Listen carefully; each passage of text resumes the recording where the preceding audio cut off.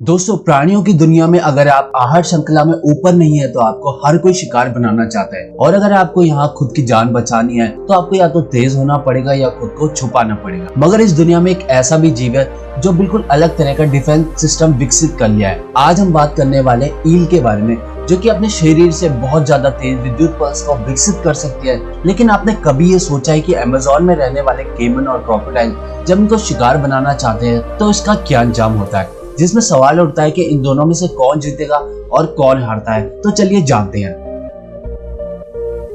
अब अपने शरीर से इतना ज्यादा करंट कैसे पैदा कर सकती है और क्या होगा अगर ये करंट आपको लग जाए, और क्या इस करंट से केमन और क्रोकोडाइल जिंदा बच पाएंगे। इन सभी सवालों के जवाब आज हम ढूंढने वाले हैं, तो वीडियो को आप अंत तक जरूर देखिएगा।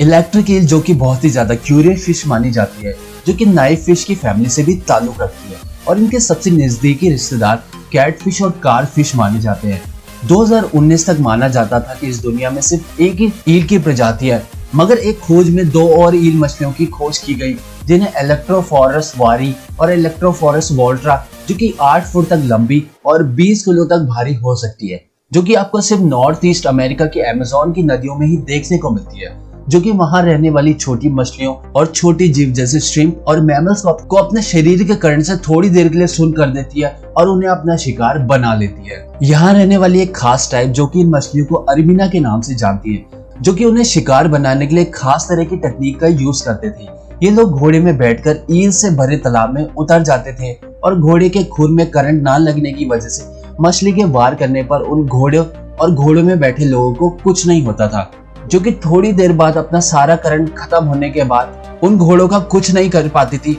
और ये लोग उन्हें खाना बनाने के लिए उन्हें पकड़ लेते थे। इस टेक्निक का श्रेय 18वीं शताब्दी के साइंटिस्ट अलेक्जेंडर वैन हम्बल को जाता है, जिन्होंने पहली बार 18वीं शताब्दी में इन मछलियों को पकड़ने के लिए ये टेक्निक लोगों को पहली बार बताई थी। वेनेजुएला के बहुत ही दुर्गम वर्षावनों, जिन्हें लालोस के नाम से जाना जाता है, वहां अलेक्जेंडर ने एक एक्सपेरिमेंट किया जिससे पता चल सके कि मछलियां कितना ज्यादा करंट पैदा कर सकती हैं। जिसे नापने के लिए उनके पास कोई मीटर तक नहीं था, जिसे नापने के लिए वे हर बार उस मछली को छूते और उसका करंट का अंदाजा लगाते, और ये लगातार एक्सपेरिमेंट 4 घंटे तक चलता रहा, जिसकी वजह से अगले दिन उनकी मसल्स ने काम करना बंद कर दिया, जो कि काफी समय तक सुन रही।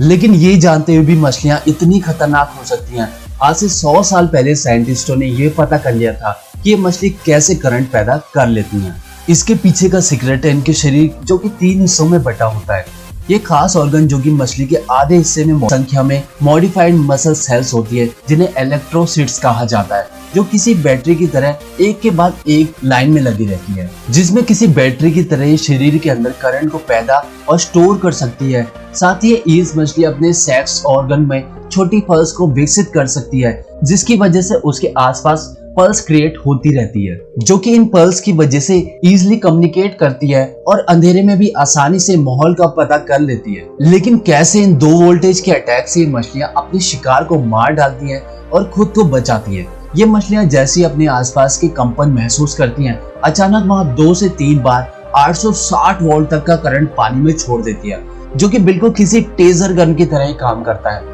जैसे ही करंट वहां मौजूद जीव पर पड़ता है, उसका नर्वस सिस्टम एकदम लकवाग्रस्त हो जाता है और वह हिलना डुलना एकदम बंद कर देता है, जिसकी वजह से दूर मौजूद दूसरे जानवर भी अपनी अपनी जगहों में छुप जाते हैं, और इस करंट के कारण उनके शिकार से कुछ ही सेकंड में एकदम निढाल हो जाते हैं, जिसके बाद ये मछली अपने शिकार को जिंदा ही निगल लेती है। और ये मछली करंट को ज्यादा ताकतवर बनाने के लिए अपने शरीर को लगातार हिलाती भी रहती है, जिससे करंट ज्यादा से ज्यादा बन सके। ये मछलियां, जो कि अपने करंट के एक ही बार से पानी में मौजूद लोगों को बाहर कूदने के लिए भी मजबूर कर देती है, जो कि वैसे तो पानी के अंदर ही रहना पसंद करती है, लेकिन अगर किसी शिकार पर अपनी चिन को टच करती है तो इनका ये वार बहुत ही ज्यादा खतरनाक हो जाता है, जिससे बहुत ही ज्यादा करंट एक ही दिशा में फोकस हो जाता है। और इस बात को परखने के लिए साइंटिस्टों ने एक आर्टिफिशियल हाथ को इलेक्ट्रिक सेंसर लगा दिए, और जैसे ही मछली ने पानी से बाहर आकर अपनी चिन से उस हाथ को छुआ तो उसके शरीर से बहुत ही ज्यादा मात्रा में करंट निकला, जिससे ये हाथ में लगी लाइटें जलने लगी।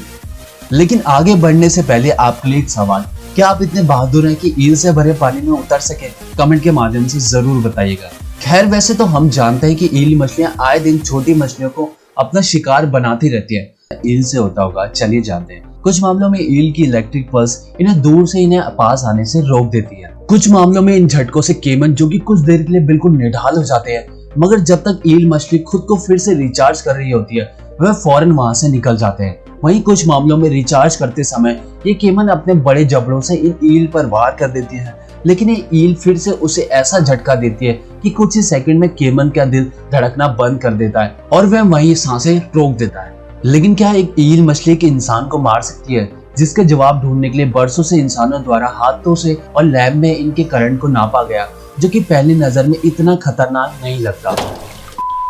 वहीं साउथ अमेरिका में रहने वाले लोगों ने कई बार बताया